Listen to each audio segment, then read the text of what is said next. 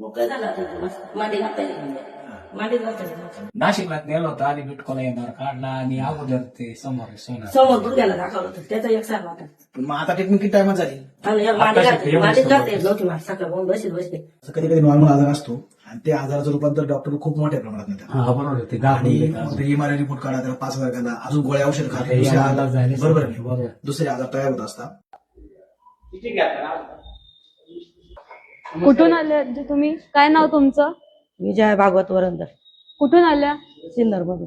काय होत होतं तुम्हाला? माझी मांडी खूप दुखत होती. मांडीच घालता येत नव्हती. मग आता कसं वाटतं आता आपण एकदम ट्रीटमेंट बरं घेतली तर? वाटलं. एकदम बरं वाटलं. मांडीच घालता यायला लागली. काय काय दुखत होतं तुम्हाला? मांडी मनका इथलं खाली बसता पण येतं मांडी घालून. आणि पहिल्या दिवसात तुम्हाला किती बरं वाटतंय? एकदम फरक वाटला. असं एकदम मांडी घालता यायला लागली अशी. आधी तुम्ही कुठल्या दवाखान्यात वगैरे गेले होते का? नाशिकला. मग आज तुम्हाला खूप फरक पडलाय का? हा